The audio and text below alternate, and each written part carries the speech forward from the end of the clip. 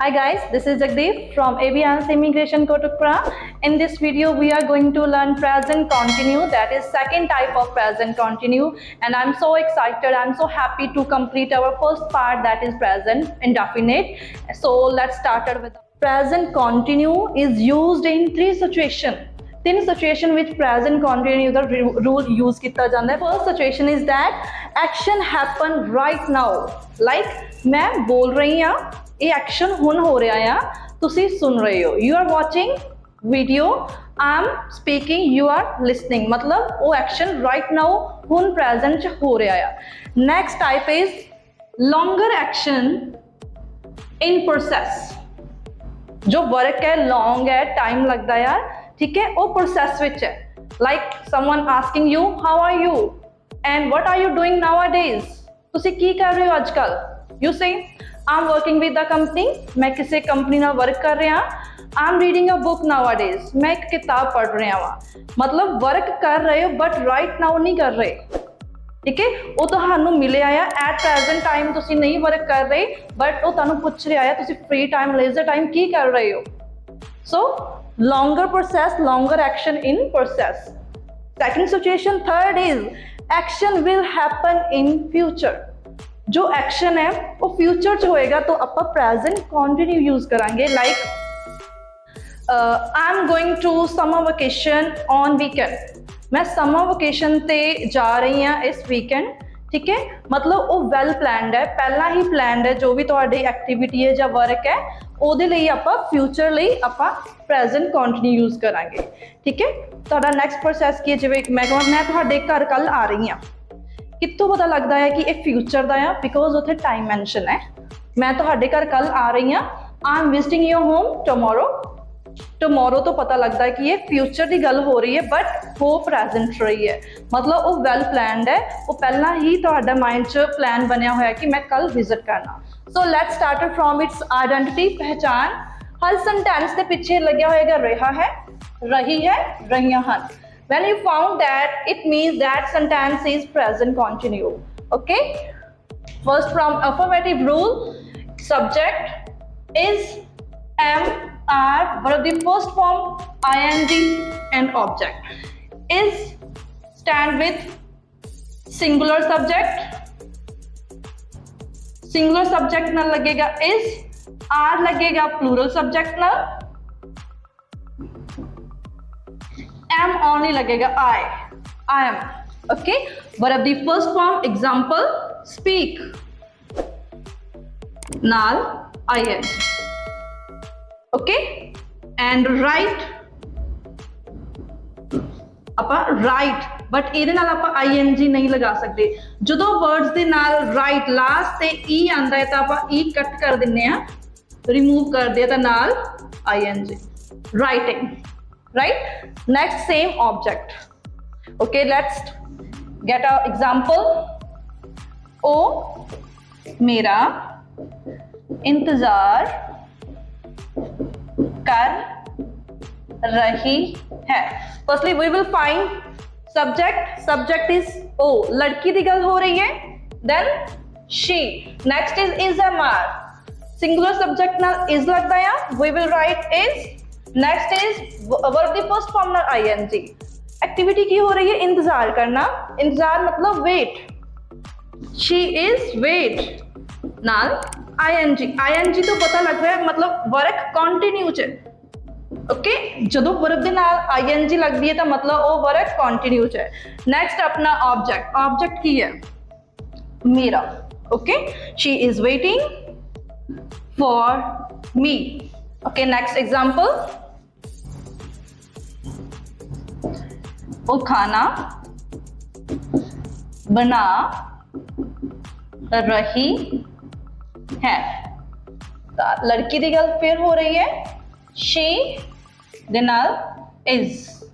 she is खाना बनाना make है but ਆਪਾਂ ing लगान टाइम की आई ਨੂੰ ਆਪਾਂ रिमूव कर ਦਿੰਨੇ ਆ ਤਾਂ ਆਪਾਂ ਲਗਾਉਂਦੇ ਆ making ing. she is making. अपना ऑब्जेक्ट की है food. subject helping verb, verb ਦੇ ਨਾਲ ing and its object. Okay, अपना fully rule अपना इथे apply हो चुका है. It's positive or present continue. Next is we are going to discuss contractions. ये help कर दिया अपनी fluency ਵਿੱਚ contractions. जिਵੇਂ we are doing work. We are ਨੂੰ ਕੀ बोलना है? We are doing work, right? Next is you are doing work. You're doing work. Okay. Next they are. There. Okay. I am teaching. I am teaching. ये बहुत Punjabi touch आंदा है तो आप क्या कहोगे? I'm teaching. Okay. Next, she is making food. She's making food. She's. Okay. He is driving. No, he's driving. He's. Next is it is working. It's working. It's. His. She's. There. Your. Where. These are contractions. It helps to improve your fluency. Please follow these. Thank you. Okay, we have completed positive part of present continue. Now we are going to start negative. मतलब नावाचक. Firstly, we will discuss its rule, subject, ism are not. Verb the first form ing object. Positive वांगे same रहेगा rule, सिर्फ not include होया इत्थे. Not helping verb तो बाद विच and main verb तो पहला. It also known be verb. Main verb नु be verb भी कहते हैं. Helping verb तो बाद main verb तो पहला not include होता है, not आंदा है. ठीक है. Next object same ही है positive वांग but इथे not include होया helping verb तो बाद विच. Okay. Example है वो अपने भरा नाल गल नहीं कर रही है. ठीक है. Firstly इहदे विच काम कौन कर रहा है? इहदी पहला आपां पहचान देखनी है. रही है ना, मतलब इट्स प्रेजेंट कंटिन्यू. किहदा टेंस है? किहड़ा सेंटेंस है? प्रेजेंट कंटिन्यू टेंस दा यार. तब अपन पता कित्थों लग्या है? सेंटेंस दे लास्ट विच आ रहा है रही है. ठीक है. फर्स्टली हुण आपां इहदा सब्जेक्ट फाइंड आउट करना है. सब्जेक्ट की है? वो अपने भरा नाल गल कर रही है. हुण दो पर्सन है, एक वो है एक भरा है. काम किहदे द्वारा हो रहा है? भरा द्वारा कोई काम नहीं हो रहा. किहदे द्वारा हो रहा है? ओ द्वारा. लड़की द्वारा गल हो रही है, लड़की द्वारा काम हो रहा है, तो अपना सब्जेक्ट ओ है. ठीक है. Then she. ठीक है. सब्जेक्ट अपना सिंगुलर तो अपन नाल की लगाना है is. She is. Next not. नहीं आया ना विच तो अपन नॉट लगावांगे. वर्ब दी फर्स्ट फॉर्म और आईएनजी. काम कादा हो रहा एक्टिविटी? गल करन दा. टॉक. सॉरी टॉक ना ing. She is not talking. अपना ऑब्जेक्ट की है? अपने भरा नाल. It's our object with her brother.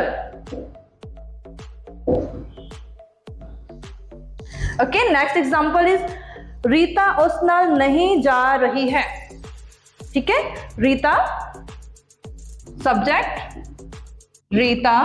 Okay. Singular है तो इज. नेक्स्ट अपना not. Rita is not work जान दा. इट्स वर्ब गो नाल ING. Rita is not going उस नाल विद. हम आप इत्थे हिम भी लगा सकते हैं एंड हर भी लगा सकते हैं. बोथ आर करेक्ट बिकॉज आपां नूं नहीं पता लग रहा है किसी लड़की की गल हो रही है तो उस नाल या फिर किसी लड़के की गल हो रही है. Okay. We have completed our negative part of present continue also. Thank you and subscribe my video as well as